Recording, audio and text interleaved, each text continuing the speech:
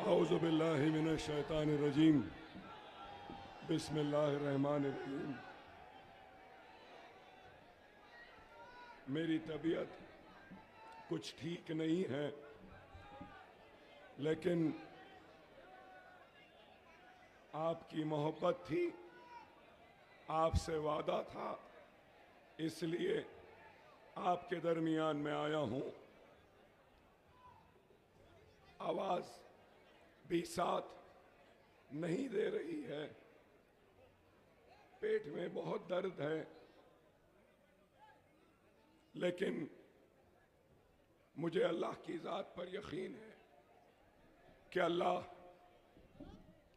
ज़रूर कुछ लम्हों के लिए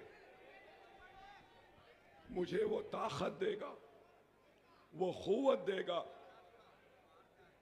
कि मैं अपने भाइयों की उम्मीद पर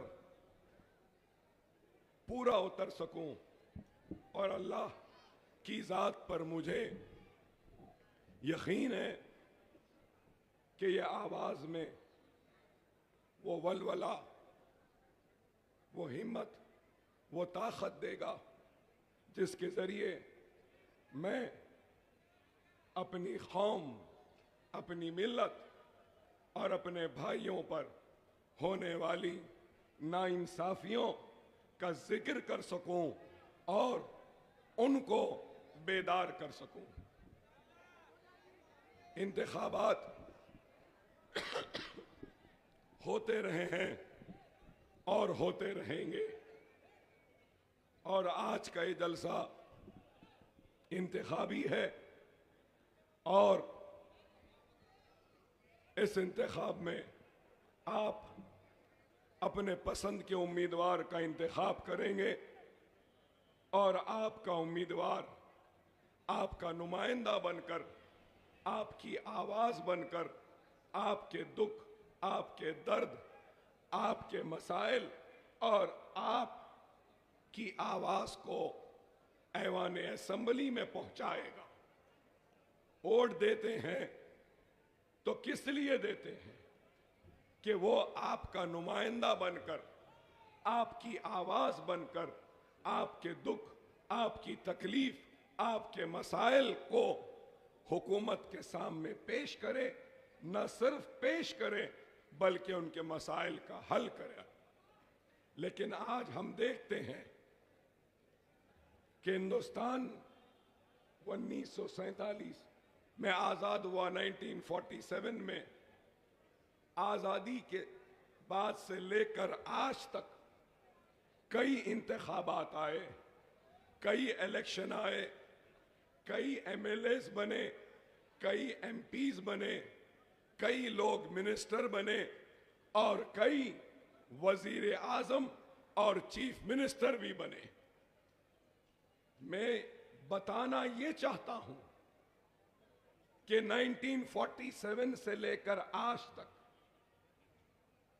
आपने, हमने, हमारे बड़ों ने, बुजुर्गों ने मुसलसिल जमहूरियत पर यकीन किया और जमहूरियत के जश्न में हिस्सा लिया, अपना वोट डाला इस उम्मीद में, इस तवक्को में कि हमारे मसाइल हल होंगे, हमारे जिंदगी में खुशहाली आएगी और हमको इंसाफ मिलेगा और हम भी इस मुल्क के बराबर के शहरी होंगे और जो दूसरों को दिया जाता है वो हमको भी दिया जाएगा।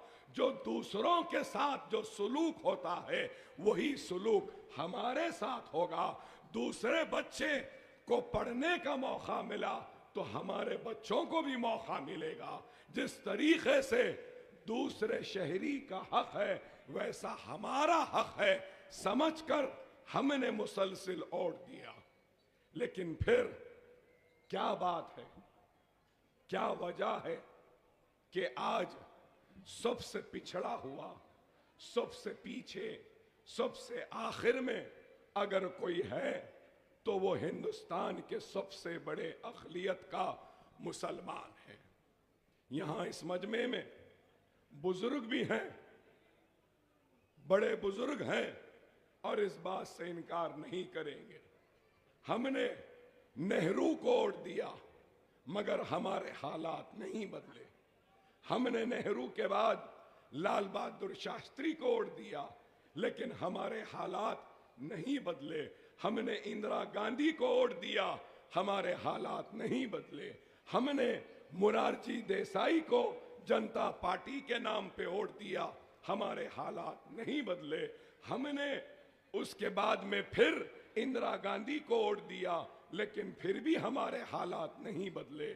फिर उसके बाद हम सब ने, मुसलमानों ने इंदिरा गांधी के बाद राजीव गांधी को भी वोट दिया, तब भी हालात नहीं बदले।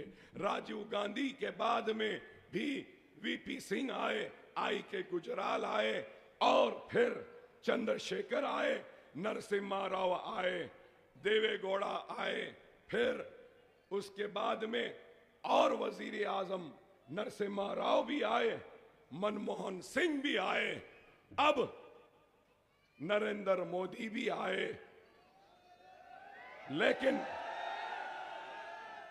लेकिन हमारे हालात नहीं बदले।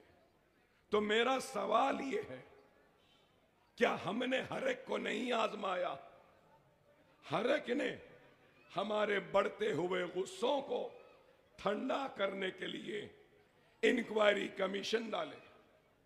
कभी गोपाल सिंह की कमेटी बनी और गोपाल सिंह की कमेटी ने देखा कि मुसलमान कहां पिछड़ा हुआ है, कहां कमजोर है, कहां पीछे है। आपको याद होगा, नौजवानों को भी याद होगा कि मनमोहन सिंह के दौर में सच्चर कमेटी भी बनी। कमेटियां तो बनी लेकिन हमारे हालात नहीं बदले। तो इसके जिम्मेदार कौन है? इसके जिम्मेदार अगर कोई है तो वही हैं जिन्होंने हमको सिर्फ हथेली में जन्नत दिखाया, सुनहरे ख्वाब दिखाए, हमारी गुर्बत को खत्म करने का वादा किया, लेकिन हमारी हालतों को नहीं बदला। हम पहले जहां थे आज भी वही हैं। अगर हमारे दादा की एक छोटी दुकान थी तो आज उनके पोतरे के भी छोटी दुकान है। अगर नाना रक्षा चलाते थे तो उनका नवासा आज भी रक्षा चला रहा है। आज भी हम गरीब हैं, कल भी गरीब थे, परसों भी गरीब थे। इसी वजह है कि आज मजलिस इत्तेहादुल मुस्लिमीन आपके दरमियान में आई है। आपको यह अपील करने के लिए आपने सबको आजमाया, एक मर्तबा हमको भी आजमा के देख लो। एक मर्तबा हमको भी आजमा लो। अरे हम सिर्फ बातें नहीं करते, हम काम करते हैं। आज ये मीडिया वाले बार बार बताओ मेरा कसूर क्या था? मैं मुसलमान हूं, मैं ला इलाहा इल्लल्लाह मोहम्मद रसूलुल्लाह कलमा पढ़ने वाला मुसलमान हूं और यही मेरा कसूर है। क्या घड़ी उठाकर वक्त भी नहीं देख सकता?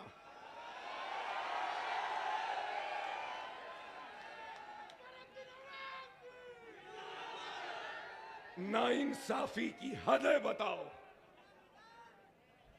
घड़ी पहनना छोड़ दूं, वक्त देखना छोड़ दूं? आप बताइए। अरे ठीक है, घड़ी देखी तो आपने ये वो फुला शुला जोड़ दिया। अरे मेरे घड़ी को देखे ना, मेरे घड़ी के देखने पे एतराज है तो कभी हैदराबाद आओ, मैं मेरी घड़ी के साथ मेरा काम भी बताऊंगा। वो भी तो देखो। गोदी मीडिया, मोदी मीडिया वालों, मेरी तुमसे अपील है कि आओ और देखो कि हमारा काम क्या है। अकबरुद्दीन ओवैसी अपने जेब से, अपनी जात से 25,000 बच्चों को फ्री तालीम दे रहा है। क्या हिंदुस्तान में कोई मोदी, कोई योगी, कोई अमित शाह, कोई गांधी, कोई पवार, कोई शिंदे, क्या 1,000 बच्चों को अपने जेब से पढ़ा रहे हैं? मगर मैं पढ़ाता हूं। 25,000 बच्चे, फ्री तालीम, और फिर 10 स्कूल हैं, 10 बिल्डिंगा हैं। देखो आकर, गरीब का मदरसा नहीं है, बड़े रईस का बच्चा भी ऐसे शानदार स्कूल में नहीं पढ़ता। वैसी इमारतें हैं Owaisi school of excellence Hyderabad में, जहां पे गरीब बच्चे पढ़ते हैं। और सिर्फ 25,000 तो स्कूल में है। फिर नीट की कोचिंग फ्री, नाटा की कोचिंग फ्री, आईसेट की कोचिंग फ्री, लॉ सेट की कोचिंग फ्री, आइल्स की कोचिंग फ्री, आईसेट की कोचिंग फ्री, इंजीनियरिंग की ट्यूशन फ्री, 10th की ट्यूशन फ्री, इंटरमीडिएट की ट्यूशन फ्री, और कई फ्री।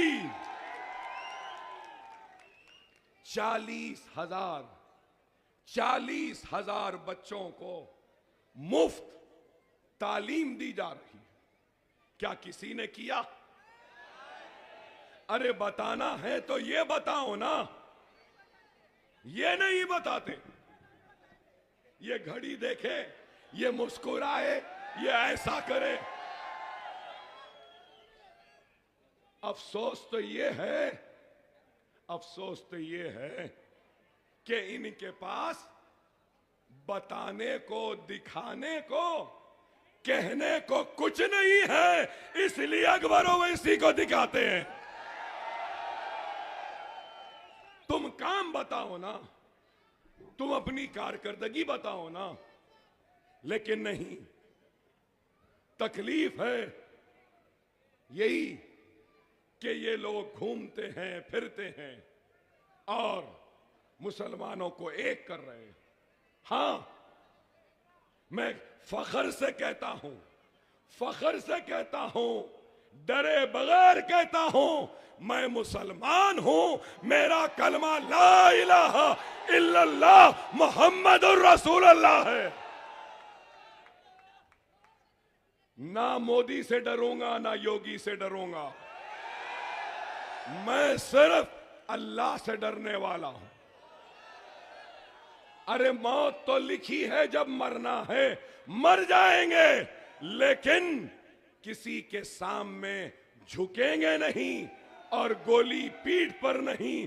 अल्लाह उसके रसूल की कसम, इतनी कमजोरी के बाद भी अकबरुद्दीन ओवैसी सीने पे गोली लेगा, पीठ पे नहीं।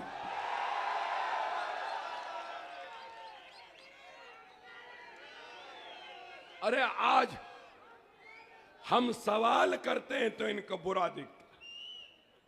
ये कांग्रेस, अगर आज हम पे जुल्म हो रहा है, हमसे नाइंसाफी हो रही है, हमसे हक तलफी हो रही है, हमारे घरों पे बुलडोजर चल रहा है, तो इसका जिम्मेदार सिर्फ भारतीय जनता पार्टी, आरएसएस, संघ परिवार नहीं, इसके जिम्मेदार कांग्रेस की नाकामी है, उनकी नाहेली है, उनकी लापरवाही है। अगर वो लोग सही वक्त पे सही फैसले करते और जालिमों को, गुनहगारों को उनकी गुनाहों की सजा जेलों में डाल के देते, तो हमको ये दिन देखना नहीं पड़ता। ये लोग जिम्मेदार, ये लोग जिम्मेदार। और आज हम खड़े होकर हक बयानी करते हैं तो इनको हम पसंद नहीं आते। हम पसंद आओ या नहीं आओ, हमको इसकी परवाह नहीं। कांग्रेस की तारीख है, कांग्रेस की तारीख है। 50,000 फिसादात के जरिए हमारी मईशत, हमारे घर, हमारे कारोबार, हमारी इज्जतों इस्मतों को लूटता हुआ खामोश तमाशाई बनकर देखते रहे ये लोग। नौजवानों को नहीं मालूम, भिवंडी में एक मर्तबा नहीं 2 मर्तबा फिसाद हुआ था। बुजुर्गों से पूछो कैसी तबाही। फिसादात सिर्फ जान लेने के लिए या घर को तबाह करने के लिए नहीं, फिसादात के जरिए जानें भी गई, कारोबार भी गया और हमारी पावर लूम की इंडस्ट्री भी कमजोर हो गई। ये लोग चाहते हैं कि हमको डराएं धमकाएं। खुदारा मेरे प्यारे नौजवानों, मेरे बुजुर्गों, इस बात को समझो। अरे आज हम आए हैं तो आपको हम भटकाने के लिए नहीं आए, हम नफरत की दीवार खड़ा करने के लिए नहीं आए, हम सिर्फ अपना हक जमहूरी और दस्तूरी दायरे में रहकर मांगने के लिए आए। क्या हम हमारा हक भी नहीं मांग सकते? अरे हम क्या चाहते हैं? एक गरीब, और गरीब मतलब सारे गरीब, चाहे हिंदू हो, मुसलमान हो, सिख हो, ईसाई हो, एक गरीब क्या चाहता है? 3 रोटी, 3 वक्त की रोटी नहीं तो 2 वक्त की रोटी मिल जाए। एक गरीब क्या चाहता है? काम करके घर को वापस आए तो आराम से सो जाए। एक गरीब क्या चाहता है?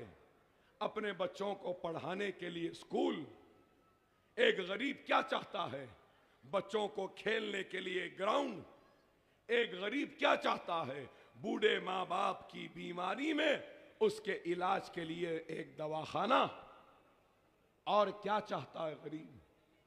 गरीब के कोई बड़े बड़े ख्वाब नहीं हैं, गरीब के छोटे छोटे ख्वाब हैं कि बस 2 वक्त की रोटी मिल जाए, मासूम बच्चों के साथ खेलने का वक्त मिल जाए, बच्चे बड़े हों तो पढ़ने का मौका मिल जाए, कॉलेज जाने का मौका मिल जाए, नौकरी मिल जाए। यही है और क्या है? इस मुल्क का सबसे बड़ा मसला क्या है? बेरोजगारी है या नहीं? महंगाई, इकोनॉमी, पानी, बिजली, यही है और क्या है? लेकिन आप देखो मिस्टर मोदी जब भी बात करते हैं, ना पानी की बात करते, ना बिजली की बात करते, ना किसी की बात करते। अगर किसी की बात करते हैं तो सिर्फ नफरत, सिर्फ जहर, सिर्फ बांटने की। अब आज की तकरीरी देख लीजिए। मिस्टर मोदी ने आज कहा कि एक हो गए तो सेफ हो गए। आज कहा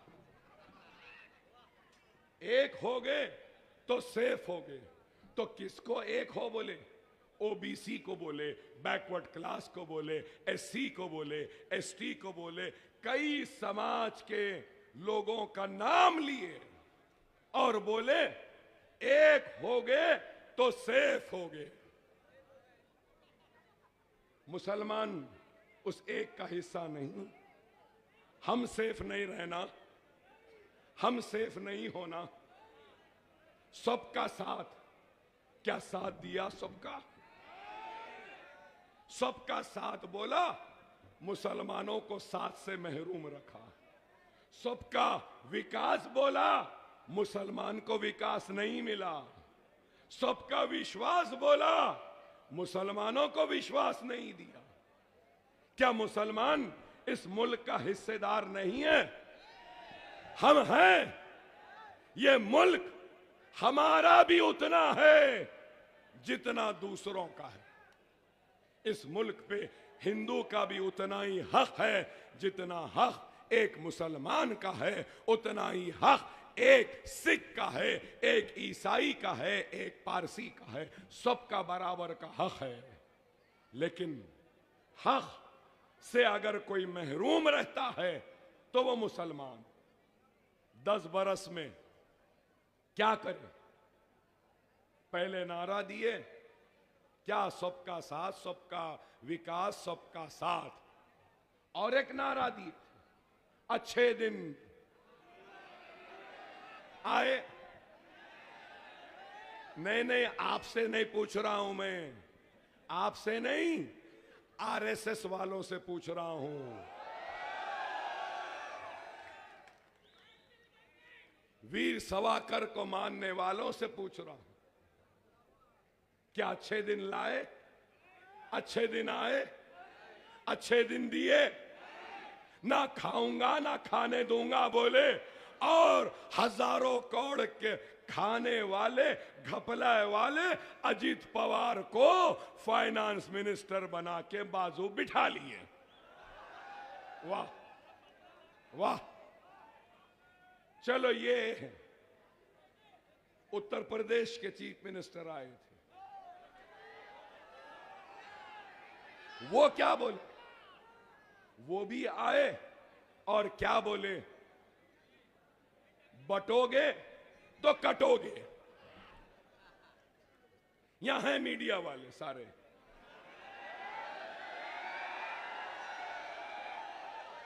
आपसे नहीं, इनसे कह रहा हूं, हिम्मत है तो जाकर पूछो योगी से, कौन बट रहा है, कौन कट रहा है? पूछो ना।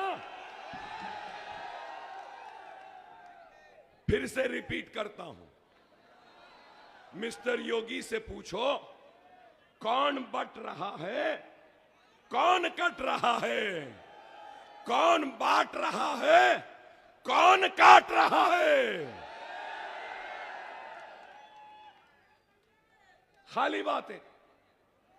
अरे आप बताओ, फिर कल हिंदुस्तान के वजीर दाखिला अमित शाह साहब आए थे महाराष्ट्र में।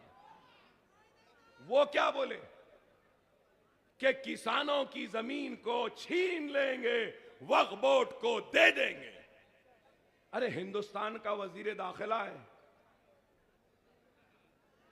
अमित शाह साहब, आपकी जमीन होगी, आपका घर होगा, आपके नाम रजिस्टर्ड हो गई, लिंक डॉक्यूमेंट हो गए, रेवेन्यू रिकॉर्ड में अमित शाह नाम होगा। क्या अकबर ओवैसी आपके घर, आपके जमीन को ले सकता है? आप बोलो। अगर ये बिल्डिंग एक के नाम पर है, रजिस्टर्ड है, रिकॉर्ड में है, तो क्या दूसरा आके ये बिल्डिंग ले सकता है? मगर आप देखो कैसा डरा रहे हैं, खौफ, डराओ। अरे किस बात का डर?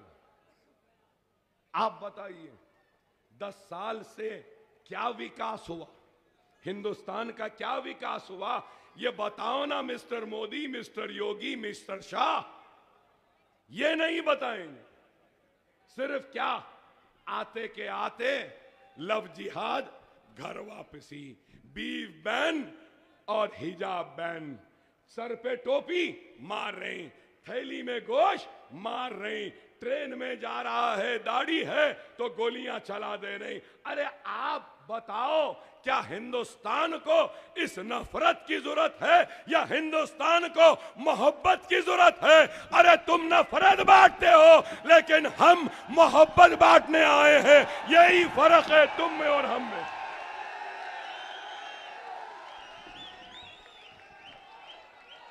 आप बताओ, कितना जुल्म अकेले चलते हुए जा रहे हैं, चेहरे पे दाढ़ी है, सर पे टोपी है, तो रोक कर जेएसआर के नारे लगाओ कह के मार रहे हैं, पीट रहे हैं। थैली है तो नहीं, इसमें बीफ है, बीफ बैन। चलो ठीक है, हमको मारे ना बीफ के नाम पर। हिंदुस्तान में कई जगहों पे बीफ के नाम पे मारे। अब मैं इन मीडिया वालों के जरिए ये सवाल करूंगा, बीफ एक्सपोर्टर से इलेक्टोरल बॉन्ड में मोदी योगी ने चंदा लिया।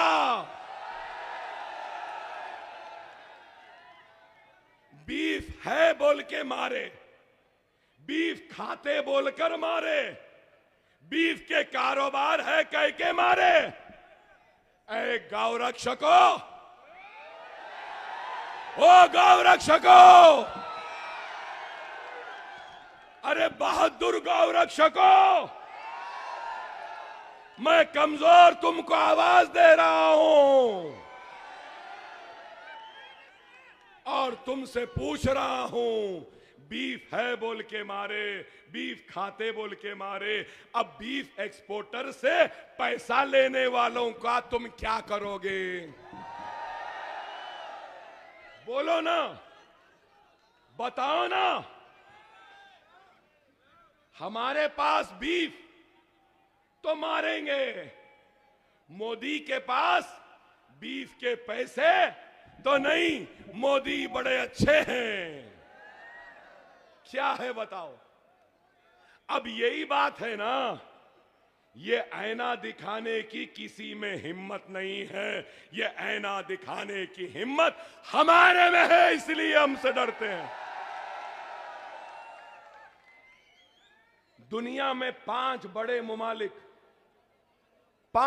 ममालिक जो बीफ एक्सपोर्ट करते हैं, चौथे नंबर पे हिंदुस्तान है। सालाना 25,000 करोड़ का बीफ हिंदुस्तान से बाहर जा रहा है और वो बाहर जाने का नतीजा है कि इनको चंदा देते हैं इनकी पार्टी को चलाने के लिए।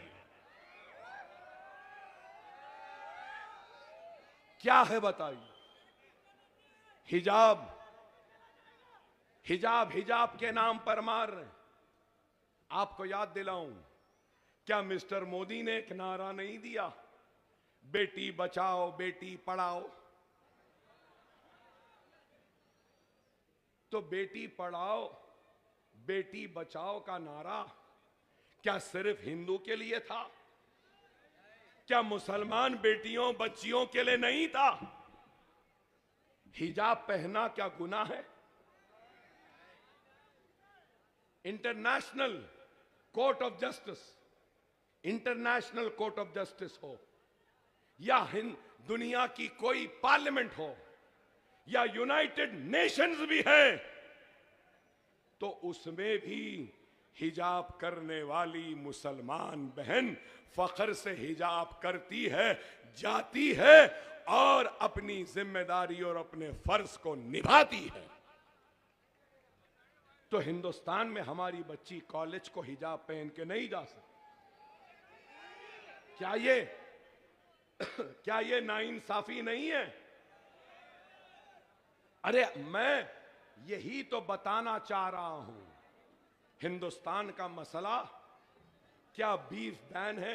क्या हिंदुस्तान का मसला घर वापसी है? क्या हिंदुस्तान का मसला लव जिहाद है? क्या हिंदुस्तान का मसला ये छोटे मोटे चीजें नहीं है?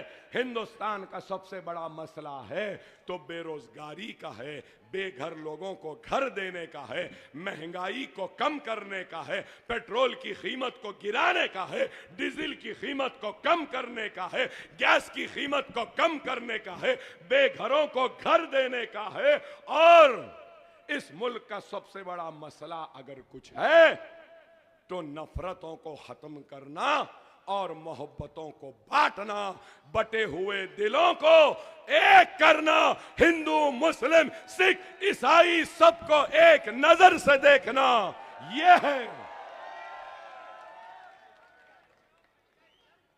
क्या यह भड़काऊ भाषण है? अरे मैं तो मोहब्बत बांटने की बात कर रहा हूं। लेकिन आज बुरा दिखता है। मैं आपसे कहूंगा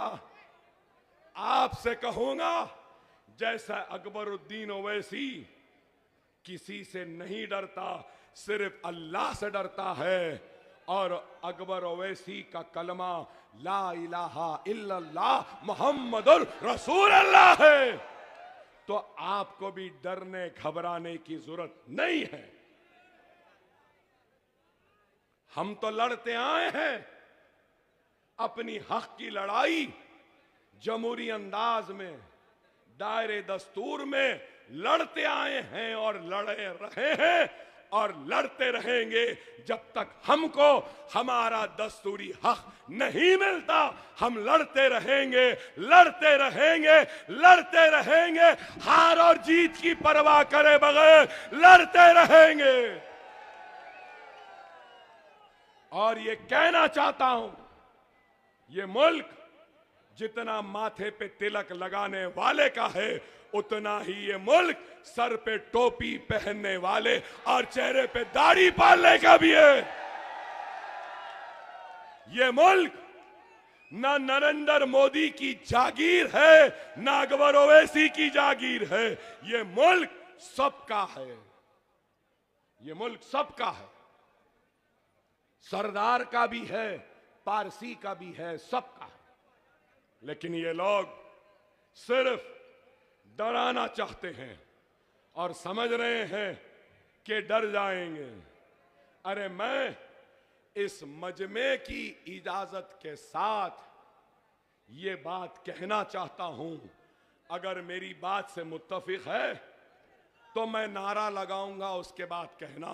मैं कहना चाहता हूं इस मुल्क के जिम्मेदारों से, इस मुल्क के जिम्मेदारों से कि मुसलमान ये मुल्क का वफादार था, है और रहेगा। अल्लाह ना करे अगर कोई ऐसा वक्त आएगा, इस मुल्क के लिए सबसे पहले अपने सीनों और गर्दनों को पेश करने वाला मुसलमान होगा और मुसलमान ही रहेगा।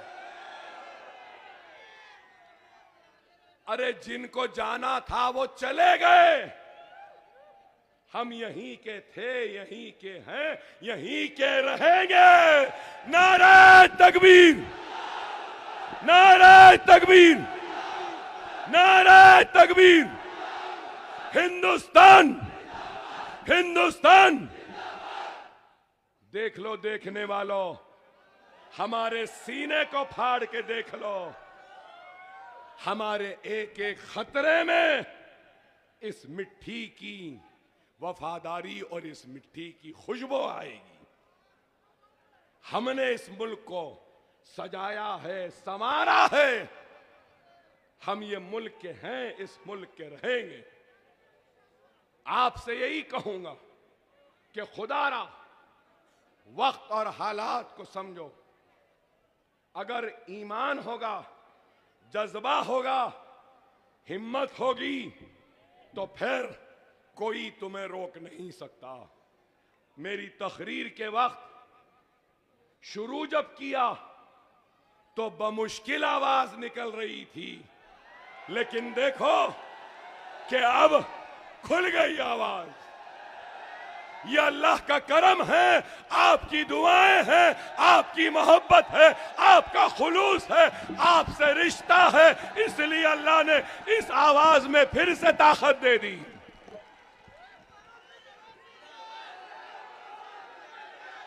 खुदारा, खुदारा समझो इस बात को।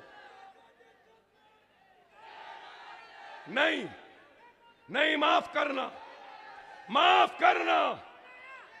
ना मैं शेर हूं, ना मुझे शेर बनने का शौक है। मैं शेर हूं नहीं, ना बनने का शौक है। इतनी दूर से हैदराबाद से गाड़ी में बैठकर घूम रहा हूं 8 दिन से, तो अल्लाह उसके रसूल की कसम, मैं अपनी जात के लिए नहीं, अपनी इज्जत के लिए नहीं, अपनी शोहरत के लिए या कुछ दौलत कमाने के लिए नहीं, अल्लाह उसके रसूल की कसम, मैं अपने भाइयों को शेर बनाने के लिए घूम रहा हूं।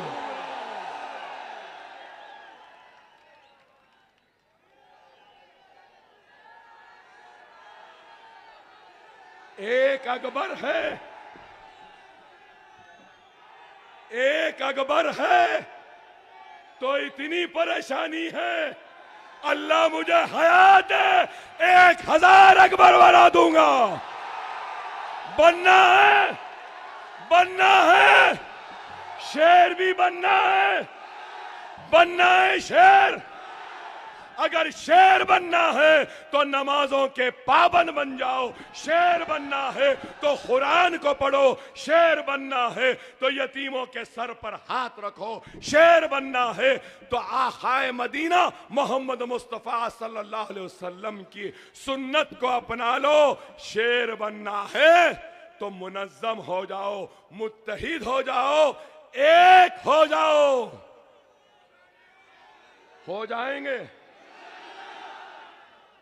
हर लीडर वोट मांगता है, हर लीडर वोट मांगता है, लेकिन ये अकबर ओवैसी तुमसे हाथ फैलाए, तुमसे इत्तेहाद मांग रहा है।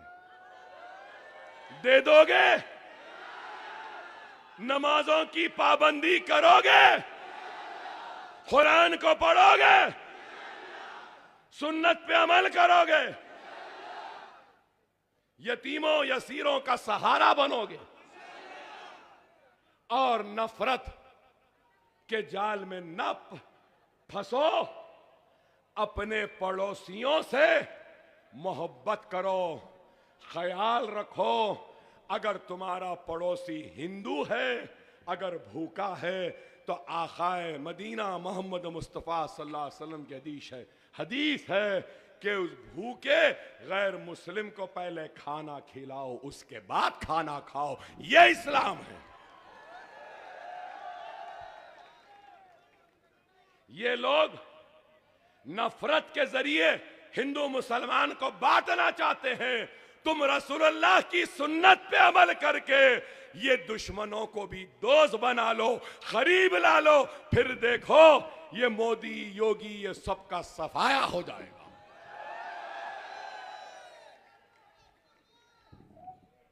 अल्लाह अल्लाह अल्लाह हर किसी को ऊंचा मुकाम देता, नीचे से ऊंचा बनाता।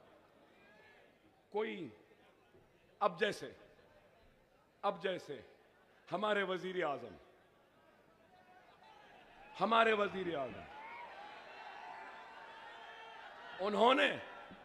उन्होंने खुद कहा, मैं नहीं कह रहा हूं, मोदी साहब ने खुद कहा कि मैं चाय के ठेले पे चाय बेचता था। बोले ना, बोले ना, मैं नहीं बोल रहा हूं, वो खुद बोले।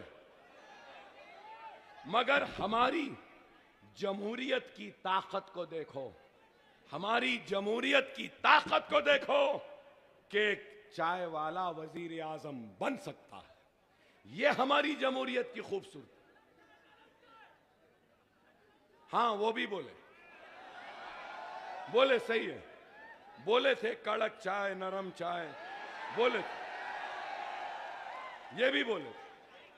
हाँ, और एक बात भी बोले थे, नाली में से गैस निकाल सकते हैं, ये भी बोले थे। हमारे वजीर आजम बड़े बड़े बातें करते हैं भाई, बड़े बड़े बहुत। मगर मैं क्या कहता हूं मालूम आपको, एक फकीर था बादशाह बन गया। क्या? एक फकीर था बादशाह बन गया। एक बादशाह था वो फकीर बन गया। सुन रहे हैं? समझ रहे? एक फकीर था बादशाह बन गया, एक बादशाह था फकीर बन गया। अरे अफसोस तो इस बात का है वो फकीर जो बादशाह बन गया उसमें बादशाहत नहीं आ सकी, लेकिन वो बादशाह जो फकीर हो गया उसके फकीरी में भी बादशाहत थी। और वही फकीर मैं हूं,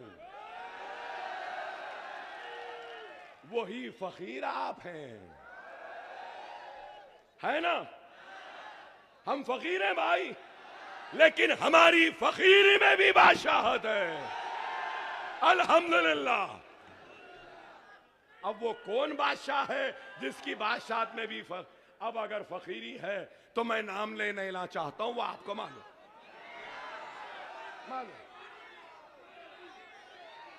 आपसे मैं यही कहने आया हूं कि खुदारा वक्त और हालात की नजाकत को समझो। हमको वो सब काम करना है जो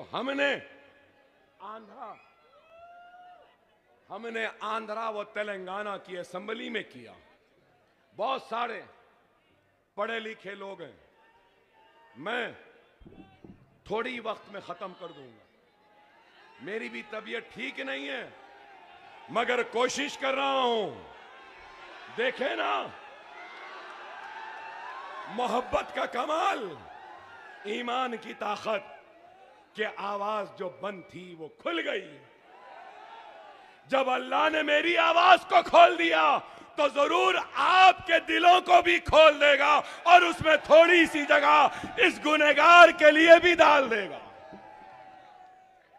महाराष्ट्र का पूरा पॉपुलेशन 13 करोड़ 16 लाख। कितना? 13 करोड़ 16 लाख। तेलंगाना में पॉपुलेशन 3 करोड़ 90 लाख।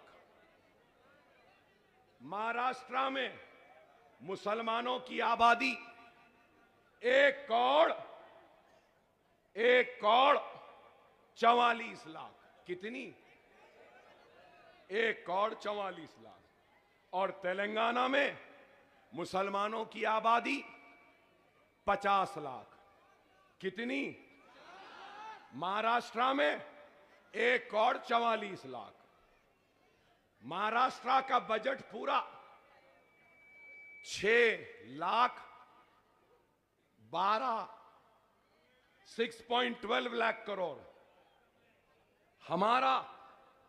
हमारा तेलंगाना का 2,91,000 करोड़ का बजट। महाराष्ट्र का 6,12,000 का। तो आपको मैं बताना ये चाहता हूं कि माइनॉरिटीज मतलब मुसलमान, क्रिश्चियन और जैन, बुद्धिस्ट, सिख सबको बजट देते हैं। महाराष्ट्र में माइनॉरिटीज का बजट 928 करोड़। कितना? 928 करोड़। कितने माइनॉरिटीज मुसलमानों के लिए? 1 करोड़ 44 लाख के लिए। और मैं जहां से आया तेलंगाना, 50 लाख मुसलमानों की आबादी और बजट 3,003 करोड़।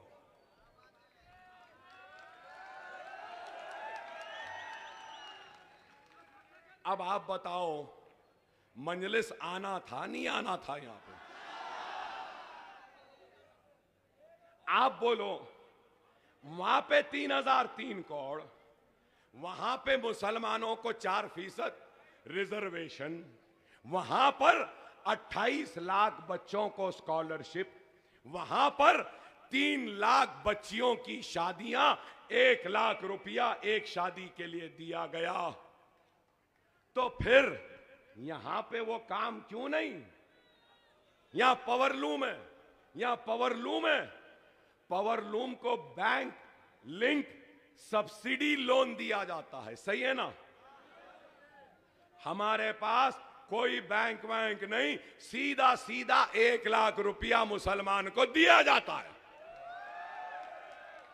यहां है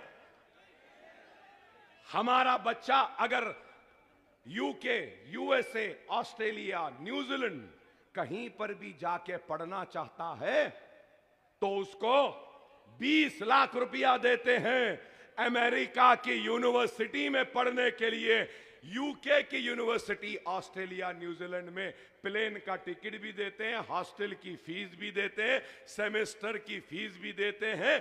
20 लाख कैसा?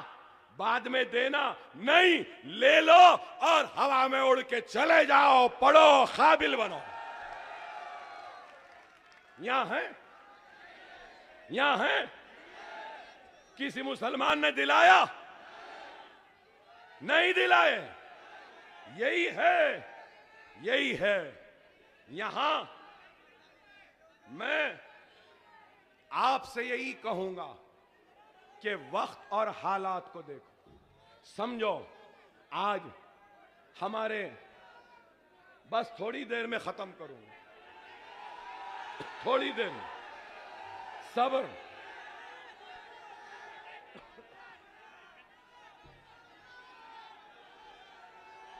एक मिनट भाई, मेरे अहम बात कर रहा हूं, अहम बात कर रहा हूं।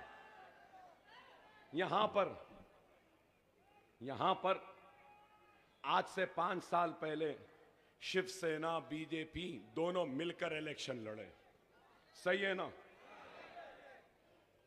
इलेक्शन हुआ, दोनों बिछड़ गए, लैला एक तरफ, मजनू एक तरफ,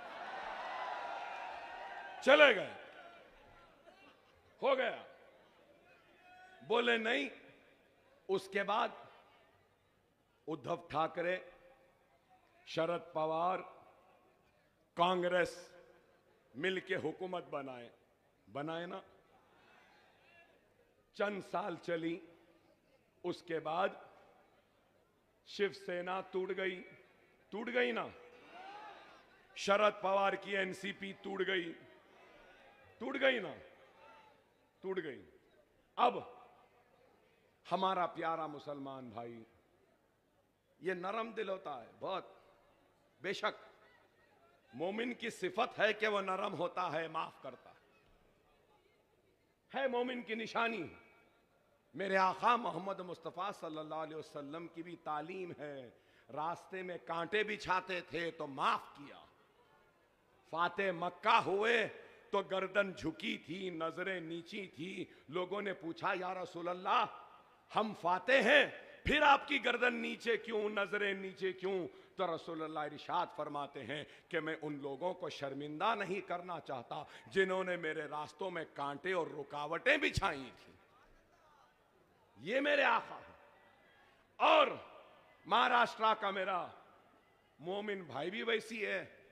अब कई लोग बोल रहे हैं हम उद्धव सेना को वोट देंगे, बोल रहे हैं। मैं अभी बात खत्म करता हूं, आगे बढ़ता हूं। कई बोल रहे हैं, खैर हर एक की मर्जी, हर एक का इख्तियार, वो जिसको चाहे दे सकता है। श्री कृष्णा कमीशन आया था मुंबई के फिसादात के बाद। मुंबई के चौराहों पर, गलियों में, रास्तों में औरत की हुर्मत का मजाक उड़ाकर, बरहना करके परेड कराने वाले कौन थे? वो मुझसे बेहतर आप जानते हैं। आप जानते हैं, मैं नहीं। ठीक है, चलो, हो गया। उद्धव ठाकरे, शिवसेना की आइडियोलॉजी क्या है? आइडियोलॉजी क्या है? आइडियोलॉजी मतलब एक सोच और फिक्र होती है। इनकी आइडियोलॉजी वीर सावरकर, राइट? सही है ना? है ना आइडियोलॉजी? सावरकर की आइडियोलॉजी को उद्धव ठाकरे, शिवसेना कबूल करे भाई, वो उनका इख्तियार है। मेरी आइडियोलॉजी सरकार मदीना, उनकी सुन्नत, मेरी ये आइडियोलॉजी। इनकी आइडियोलॉजी वीर सावरकर है ना? कांग्रेस की आइडियोलॉजी महात्मा गांधी की आइडियोलॉजी है ना? ये भी तो अब सवाल यह है, क्या वीर सावरकर की आइडियोलॉजी को राहुल, प्रियंका, सोनिया ने कबूल किया है या उद्धव ठाकरे ने वीर सावरकर को छोड़कर गांधी की आइडियोलॉजी को कबूल किया है? बोलो ना, आप बोलो। अरे आज कांग्रेस गारंटीज का ऐलान करी। अरे गारंटीज तो छोड़ो, औरतों को फ्री ट्रैवल, गैस का सिलेंडर, ये वो। हमारे पास भी बहुत बोले, हथेली में जन्नत दिखाए, कौन सी गारंटी, किधर की गारंटी, कहां है पता ही नहीं है। ऐसा है कि ये दे देंगे, वो दे देंगे, वो दे देंगे, वो सब कुछ नहीं।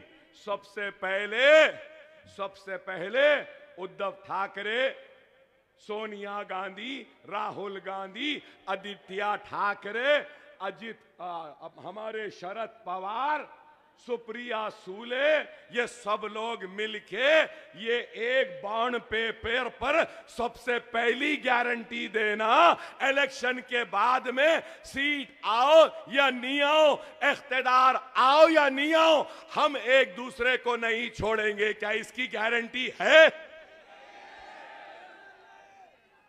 क्या इसकी गारंटी है? फिर से मोदी साहब अगर चले गए ना, मातुश्री बोलते ना, मातुश्री है ना ठाकरे साहब का घर, अगर मोदी साहब मातुश्री चले गए तो उद्धव ठाकरे मिस्टर मोदी से गले मिल लेंगे, योगी दोनों को फूल पिना लेंगे, अमित शाह ऐलान कर देंगे कि ठाकरे और बीजेपी एक हो गई। गया हुआ, वोट डाले थे, ले जाके वो मोदी के कदमों में डाल दिए। पवार, अजीत पवार, शरद पवार, क्या कोई यकीन से बोल सकता है पवार साहब मोदी साहब से नहीं मिलेंगे? बोल सकते? अरे भाई, किसी का भी भरोसा नहीं है, कोई भी मिल सकता है। हद हो गई। समाजवादी पार्टी अब बीजेपी की एजेंट बनकर महाराष्ट्र में काम कर रही है और मजलिस को शिकस्त देने का रोल प्ले कर रही है। क्या गलत है? बोलो, गलत है क्या? बोलो, क्या बात है? हमसे नफरत इसलिए नहीं, ये लोग अगर आए तो बहुत करेंगे, बहुत काम करेंगे, ये नहीं आना। तो ये नहीं आने के वास्ते किसका इस्तेमाल? एक हमारे भाइयों का इस्तेमाल। अफसोस, मैं बड़ी इज्जत और कदर करता हूं मेरे हर भाई की, चाहे वो कहीं पर भी हो। मुझे खुशी होती है कि मेरा भाई है ना, हमारा ही कलमगो भाई है ना कहते, मगर अफसोस कि इनको नहीं। और एक बात, गारंटीज तो दे दिए, ये करेंगे, वो करेंगे। क्या आपको मालूम, आपकी विधान परिषद बोलते हैं, राइट? विधान परिषद क्या है मालूम? Legislative council. महाराष्ट्र में पहली मर्तबा विधान परिषद में एक भी मुसलमान नहीं है, एक भी मुसलमान नहीं है। क्या है ये बताओ? तारीख में पहली मर्तबा विधान परिषद में मुसलमानों की नुमाइंदगी नहीं है। क्या कर रहे हो पवार? क्या कर रहे हो गांधी? क्या कर रहे हो समाजवादियों? क्या कर रहे हो तुम लोग सेक्युलरिज्म के नाम पे हमारे वोटों को लेने वालों? क्या तुमको 1,44,00,000 मुसलमानों में एक भी मुसलमान नहीं मिला जिसको विधान परिषद भेज सकते थे?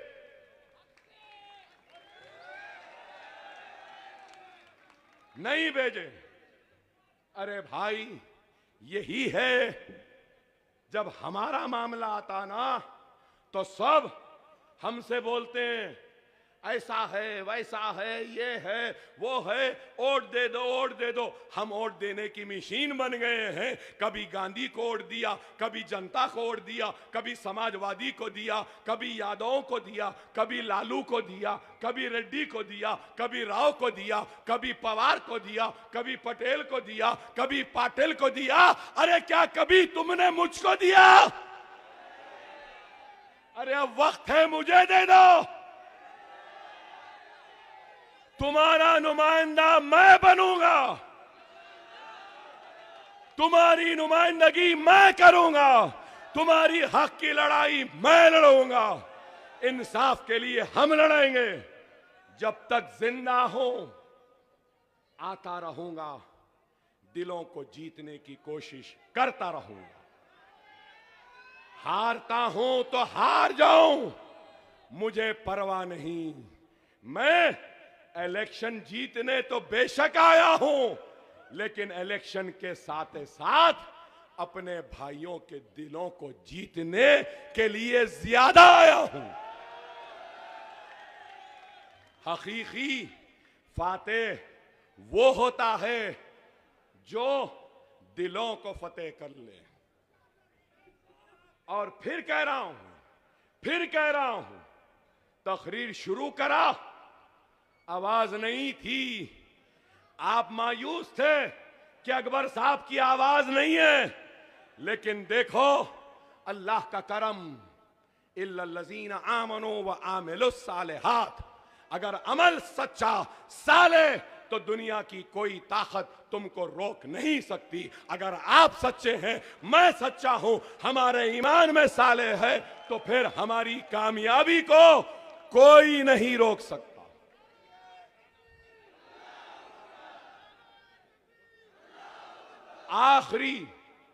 आखिरी जुमला, पुलिस वालों का शुक्रिया, इतना इंतजाम किया। मैं जहां भी जाता हूं ना, सबसे पहले लेटर दे देते। आज भी बोला, अरे भाई आवाज ही नहीं है। तो पुलिस वालों ने कहा, अकबर साहब आवाज भी नहीं है, आप खाली ठहर के ऐसा भी करें तो कुछ भी हो सकता है। दस्तखत करा लिए, लेटर दे दिए, बहुत बहुत शुक्रिया, ड्यूटी कर रहे हैं। मैं आपकी इजाजत से महाराष्ट्र के डीजीपी, महाराष्ट्र की पुलिस से, इस मजमे की तरफ से यह मुतालबा करता हूं कि हमारे आका मोहम्मद मुस्तफा सल्लल्लाहु अलैहि वसल्लम की शान में गुस्ताखी करने वाले को फौरन गिरफ्तार किया जाए, जेल में डाला जाए। क्या यह मेरा मुतालबा कबूल है? क्या मेरा मुतालबा कबूल है? नारे तकबीर, नारे तकबीर, नारे तकबीर। हिंदुस्तान, भारत, इंडिया, मजलिस इत्तेहादुल मुस्लिमीन, मजलिस इत्तेहादुल मुस्लिमीन, वारिस पठान। पतंग पतंग पतंग पतंग पतंग पतंग पतंग पतंग पतंग पतंग फैली हुई है, जबरदस्त है, झुकाना है और फरर खींचना है। खींचेंगे ना, पतंग रहेगी ना। मेरा हक है तुम पे, तुम्हारा हक